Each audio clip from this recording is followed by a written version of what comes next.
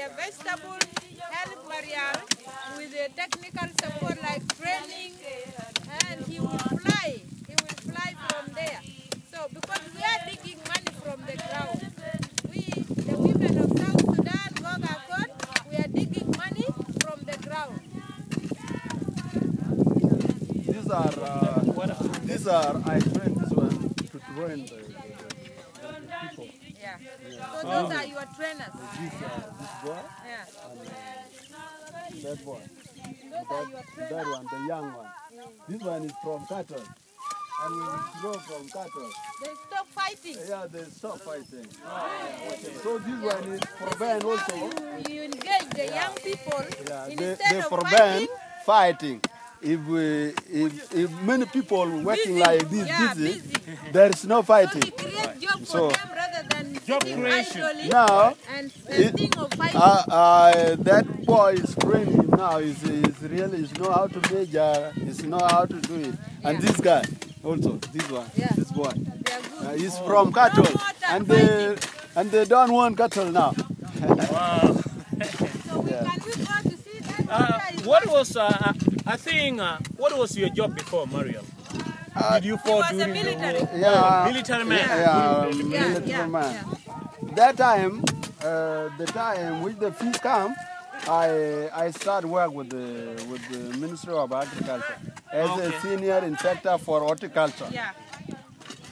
So, in that time, I am not comfortable. You see, in the ministry, people sit idle, No job. no job, and they make the many things, political things. So I don't like.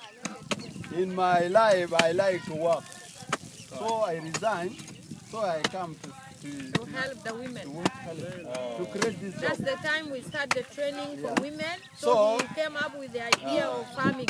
So this one, actually, in Southern Sudan, if they need to be free, let them come and cultivate. That's all. Yeah, what Mariel is talking about is he was actually a military man during the liberation struggle.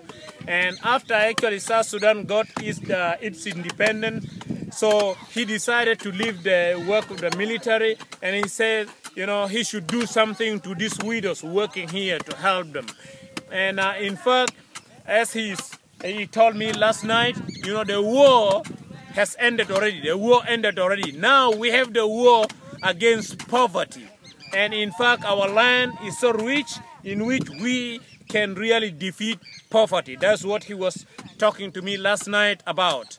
So all this farm, that is why he actually, Mariel actually left his job as a military man to come and join the CO Karak and help the WRDF at least to help women produce for themselves. But as I mentioned before, the major things are actually the tools, any kind of tools that can help actually in agricultural farming. So their only enemy now, they don't have any enemy right now. Their only enemy is poverty, hunger, and medication. Like these people here, they don't have even the medical center here. You know, in case somebody gets sick here, they don't have any like a little hospital here that they can actually take a woman and treat there. And the road is so bad. It's so bad that even sometimes some of the women are taken from here. They are trying to take them to Rumbek, to their main hospital. But some of them even die on the street because there's no medical center here. And also, they also in need of a school, at least for their children, because some of these women still have children underage. And this underage, they need to go to school. And there's no school here. And that's why CEO Karak was actually struggling to make sure that, you know, they have a school and medical center. They have also the water system. All these major major things for them actually to make a survival. So they don't want actually to rely on somebody, you know, but they need only you to give them some support for the tools only. Thank you very much. Now we are going to go to that young boy over there. You know, that kind of water pump. Can we go and he's really working there. I don't know for how many hours he's going to be working there. So they change the boy. And it is actually very tough. It's a hard job, you know.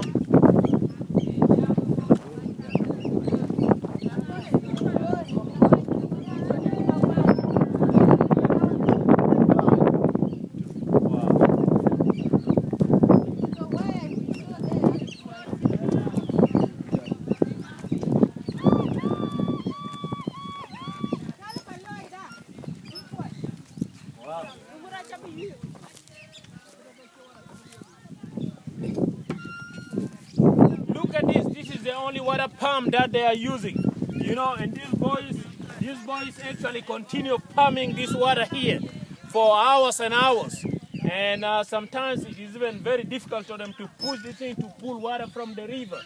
So that is why the CEO actually is trying also to tell you how hard it is. It's hard. If you are not full in stomach, your stomach is not full, you can't do it. Let me try. Let me try. Here? Aye. Oh, you see, it is really very hard to push all of this. At least you need to eat a very healthy food too, you know, in order to push in the whole day here. You know, these young boys are really working here, helping their mothers because they lost their fathers during the war. So please try to give any support that you can give.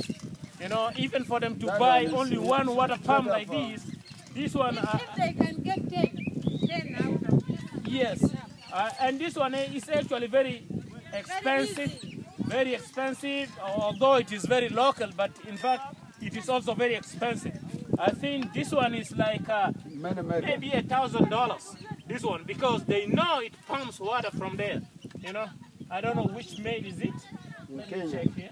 Made in Kenya. In Kenya. Oh, this is made in Kenya.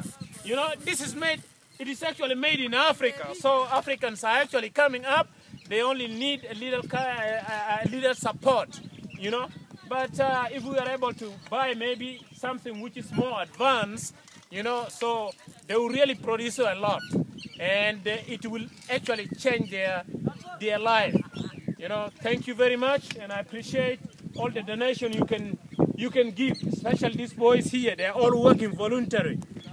Thank you very much. The driver? This is the driver of this. No, The tractor. we have 3 here. There is another boy. You see, when people back stop up, here, the water stops Back here. up.